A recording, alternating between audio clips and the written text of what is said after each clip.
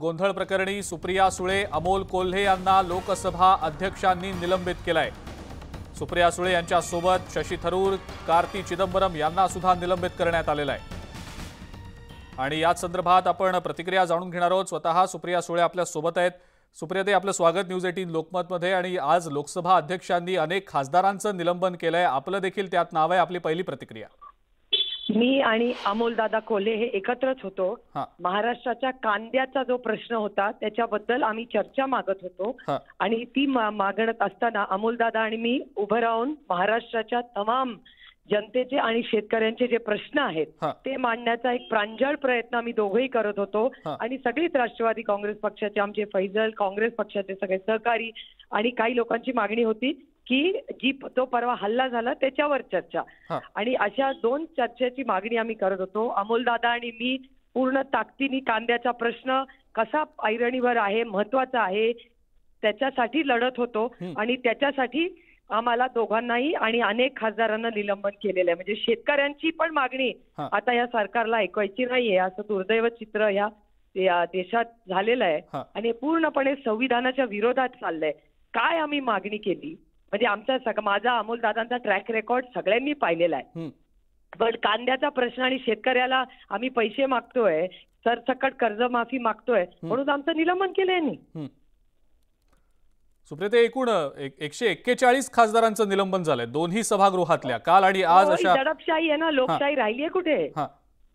ही लोकशाही राहिलीच नाहीये ना, दडपशाहीच पाहिजे। त्यांना ऑपोजिशन नकोच आहे। म्हणजे नाहीतर इन्कम टॅक्स, सीबीआय, ईडी पाठवायची। लढायला लागले तर जे निवडून आले तर त्यांना पार्लमेंट मधून हद्दपार, म्हणजे जो प्रश्न विचारणार तो पार्लमेंटच्या बाहेर आणि जो शिव्या घालणार तो आतमध्ये राहणार। हे दुर्दैव चित्र असं झालंय आज पार्लमेंटमध्ये। भारताचा इतिहास जेव्हा जेव्हा लिहिला जाईल हे सगळे 2-3 दिवस पार्लमेंटचे म्हणजे भारताचा काळा इतिहास म्हणून बघितलं जाईल। सुप्रिया, निलंबनाची ही कारवाई थोडीशी जास्तच होती असं वाटतं आपल्याला? अर्थातच। आणि काय मागतोय आम्ही तर शेतकऱ्यांना न्याय मागतो ना, दुसरं काय? अमोलदादांनी काय करत होतो?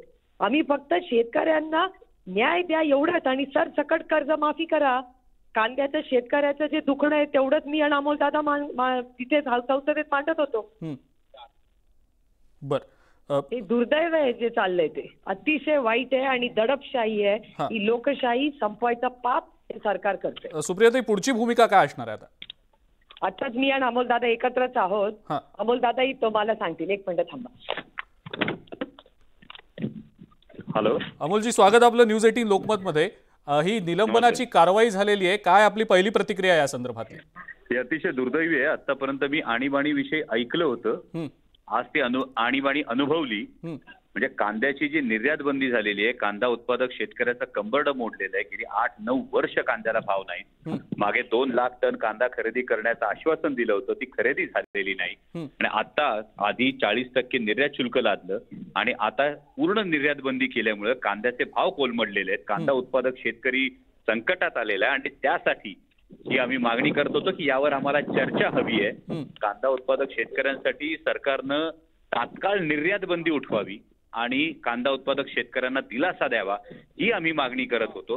पण या सरकारला शेतकऱ्यांचं म्हणणं ऐकूनच घ्यायचं नाहीये, शेतकऱ्यांचं जे दुःख आहे ते समजूनच घ्यायचं नाहीये आणि त्याच्यावर आमच्यावर निलंबनाची कारवाई करण्यात आली। अमोलजी, असं नेमकं झालं काय एवढं की गोंधळ झाला एवढा आणि अध्यक्षांना निलंबनाची कारवाई करावी लागली? असं नेमकं घडलं तरी काय सभागृहात?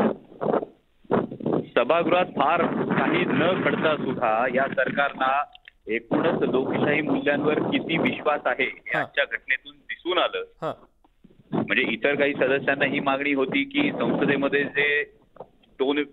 ज्या दोन व्यक्ती आल्या त्या संदर्भात सुरक्षेमध्ये नेमकी कुठे चूक झाली त्याविषयी स्पष्टीकरण माननीय गृहमंत्र्यांनी द्यावं, अशी काही सदस्यांची मागणी होती। माझी आणि सुप्रियाताईंची आग्रही मागणी होती की शेतकऱ्यांच्या विषयावर चर्चा करा, शेतकऱ्यांच्या सरसकट कर्जमाफी द्या। अवकाळीने शेतकरी नाडला गेलेला आहे, सोयाबीन उत्पादक शेतकरी असेल, कापूस उत्पादक शेतकरी असेल आणि आता कांदा उत्पादक शेतकऱ्यांची तर सगळी स्वप्नांची राख रांगोळी झाली आहे। पण सरकारला चर्चाच करायची नाहीये, सरकारने सरळ सरळ आम्हाला निलंबनाची नोटीस दिली। बरं अमोलजी, 49 खासदार निलंबित झाले तर दोन्ही सभागृहातले आतापर्यंत 141 खासदार निलंबित झालेत, काय नेमकं याबद्दल वाटतं?